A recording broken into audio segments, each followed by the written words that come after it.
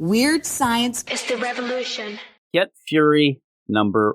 I think we already got Fury from the other things that we've done this week, but Get Fury #1 is written by Garth Ennis, pencils by Jason Burrows, inks by Guillermo Ortego, colors by Nolan Woodard, and letters by Rob Steen. And you said there was supposed to be a different artist on it.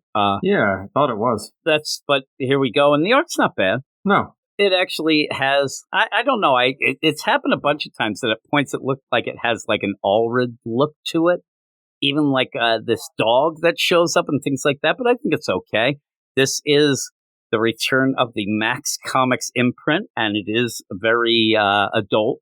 Mm-hmm. So we have to be mature while we're talking about this. There's a lot of cursing and something by the end that I didn't think we would see. Oh, you saw it. Now you can't forget it. And that's the thing.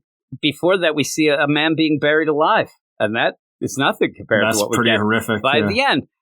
But this is a back in the day deal where we're going to go back and find out a little tale of when Frank Castle had to take care of Colonel Fury, of Nick Fury. And in that, it kind of has a start with a Vietnamese fellow, you said, and this is some of the things in this are going to be stuff that are kind of deep dives and stuff. Yeah, a lot of this is. And I read it all, I just don't remember. But this guy, Leitrong Jiep, is definitely a character from before. You're going to have, if you are, a fan of the Mac stuff and even the War Journal stuff and things like that, I think that there's going to be some times that I didn't quite get. I still liked it. The thing is, I don't know. I expected more of Rambo than, Apocalypse Now. Is where I was coming from. It is more Apocalypse Now. Yeah, it's right. very much like that. Yeah. And so when you get into it, I think I had to get the lay of the land at a point. And by the time I got the lay of the land, I saw horrific things and it was over.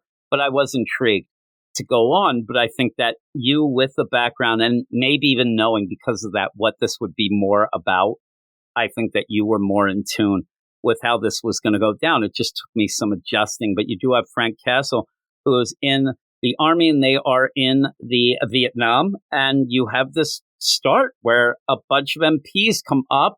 Frank's there. He's got a skull. They're concerned that he has body parts. You're not allowed to do that. And then end up saying that they're going through all of the camps and they have to get rid of any dogs. They're afraid that all these dogs, any dog could be rabid. This is the whole rabies outbreak. Yeah, there's a rabies outbreak like in Feral, the indie book. But they end up where guy comes out and he has a dog, and the dog is the cutest little dog. It is so cute. Right? It's like a little lassie, and he comes out and he says, "Yeah, and almost the play of no dogs here." He's holding a dog. Yeah, he's holding the dog. Like, no dogs here. What are you going to do about it? Yeah, basically. And really looks like I would not mess with him.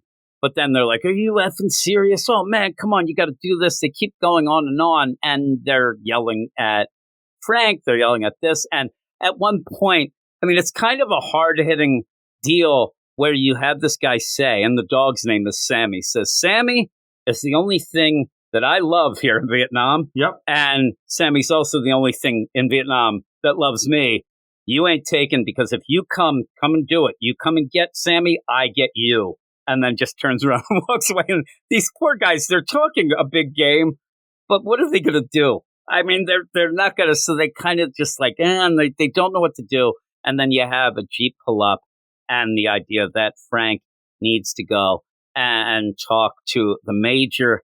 And even then, these guys then are kind of like, they even ask Frank, you can press charges. You can actually do charges, for what happened. And he's like, no, it's fine. And goes on.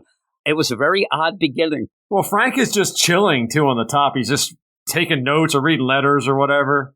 And these military police are like, are you going to reprimand this guy? Like, he's not letting us take the dog. And Frank's just like ignoring him. Yeah, he's like, nope, it's not happening. And yeah, so as you were, we're not getting into this.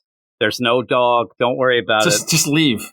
Yeah, and it is one of the things. I mean, they're there in Vietnam, and it's like, is this what we're going to have problems with? Just let me have my one thing that I'm happy about, please. Frank likes the skull, and, the guy likes the dog.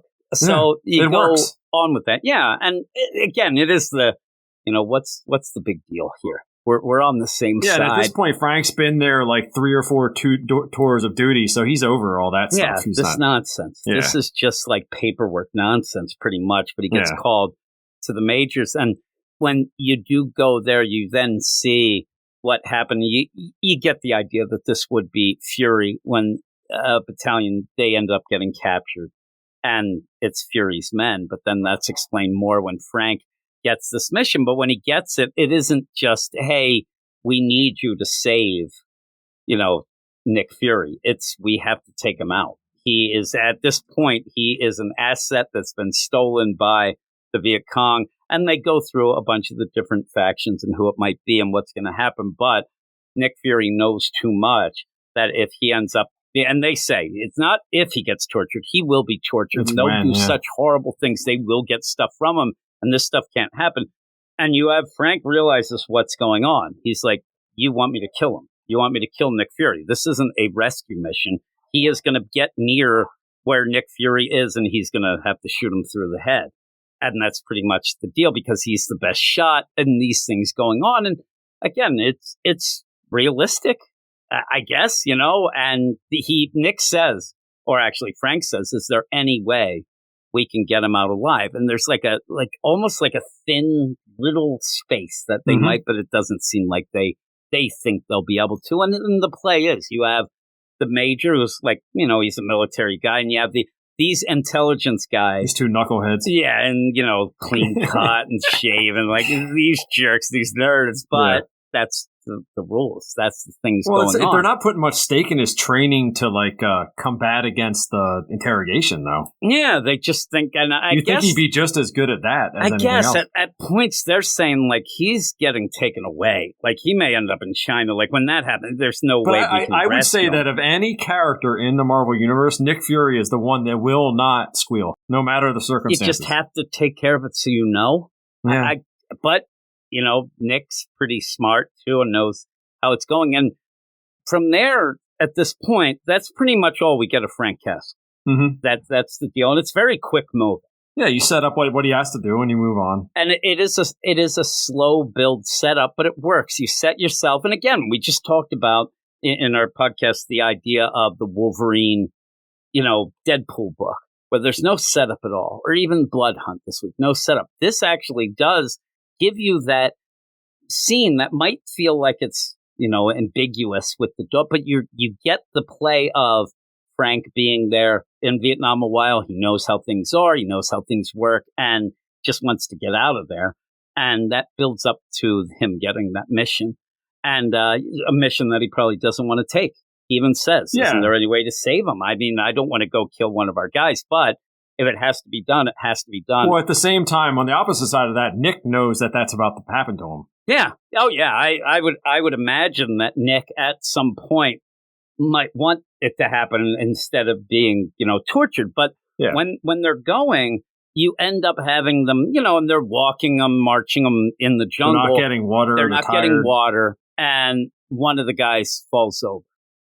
He can't go any further because he's dehydrated, he's hurt, all these. And Nick is yelling at these guys, you got to give him water, you got to do this. And it's a smart play. And you do have the setup where one of the other guys starts yelling too. And Nick says, don't yell at them. I heard them mention my name. This is all of me. And they even explained to Frank Castle that their plane got shot down. They end up, and that's how they ended up getting taken. So he says they're not going to do anything to me. That I'm the guy that they want. You guys don't mean anything. You're here by the grace of their grace, you're basically. Here just to be here. If they'll kill you. Don't say one word. Yeah, don't say anything. Nick can say stuff, and they are trying to get this guy to get at least some water, and he's desperately trying to get this Williams up. Williams, get up, just stand up, because the minute that he is a nuisance like this, he's done. I kind of think they just put a bullet in his head, but they end up, I guess maybe you don't want to make any noise like that, but he ends up, they dig a hole and throw him in and bury him alive. And that's where this other guy freaks out, and he's like, oh, you animals, and Nick's telling him, don't stop. He said some good lines here. He said, to this kid, remember what I told you. This'll be what it'll be. So basically, no matter what you say or what you do, it's happening. Yeah. You can yell and scream. There's will bury this getting kid. Out of this. And if you want to be just like that, then start, but don't. This is what's going to happen. And then he says, it is going to happen. This is not a goddamn John Wayne movie. Yeah. And, the kid gets buried alive. And he is grunting and groaning as he's being buried alive. He can barely, get up. Yeah, and he was injured before. But... Yeah, and you see the guy, he's not too happy. No. But that's where he starts really yelling. Mouthing he's off. like, no, you're not going to do this to him. He's a man, you MFers. You can't just put him in the hole like this. He was like he was nothing. And you just see as the guy's just getting buried. And he just keeps yelling. And he's like, you savage, effing savages. And they come up behind him with just a real machete. casually behind him. Look at that. Oh, my God. They cut off half his face. And it's just like, oh, my God. It's and disgusting. enough where you will die, but it's going to take a while. Yeah. Yeah. And even then, I mean, and then they just start stabbing him. Yeah, then he's done. I actually thought they were going to make him like that to even have Nick Fury have to walk around with this guy or whatnot. Horrifically stab him. They just go and just take him out. And again, Nick Fury, who already said, they're not going to do anything to him. He seems to be the asset. He knows why he's the asset, obviously. But he can't do anything about this. And so he's like, you poor prick. And then one of the other soldiers yells for him to get up. One of the Viet Congs to get up, and he's just got to do what he's got to do. It's vicious. It's a difficult thing to reconcile when you really lose control of a situation and you can't do anything about it. I think they portrayed that pretty well here. Yeah, and again, this is a very mature deal. It's very violent. It's shocking. But what I like by the end, and again, I said at the beginning, I thought it was more Rambo. I thought, okay, Frank's going to be just going through with a flamethrower through there. Maybe he'll get to that. Maybe. But in this, you get that play of Nick Fury who knows what's happening, knows what's going to happen to him. And at the end, I think you might get to the point, because the goofy thing of it is to say, I wonder if Frank's going to kill him. It might get to a point where we say, I think that Frank should kill him. It gets so bad that maybe the better way out at that point might seem to be Frank doing that, or maybe Frank gets in trouble. And I think that plays out by the end, especially how you see Nick. It's not it's not even like he's hardened to the point where this doesn't matter. He looks upset, and then when he goes for it now, but then he looks determined when they tell him to get up. But again, what is he going to do? He's got to wait for his time, and that's what he even said to the guy who ended up getting machete. The idea. You can't just yell, there may be a time we got to wait for, all that, but don't just start yelling. And now 2 of the guys he was with are done. And there he is. So we'll have to see how it goes. But it is pretty ruthless. It's shocking and ruthless. What would you give it? I've appreciated this Garth Ennis Vietnam era and anything else he does with Punisher. So I'd give it an 8.5. I really like it. Yeah, I think I was way lower. You were an 8 at first, and now we talked about 8.5. it. And I think I'm up to an 8. Yeah. And as it was going in the art, and again, seeing the lay of the land and seeing where I was just looking for straight up action and looking for more of Frank Castle. Yeah. You know what I mean? It's more Full Metal Jacket type. Yeah. It's more introspective. You got to think Apocalypse Now. Yeah. Yeah. It's not Rambo.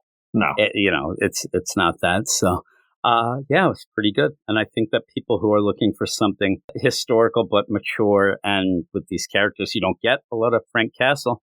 So you have him here. Weird science is the revolution.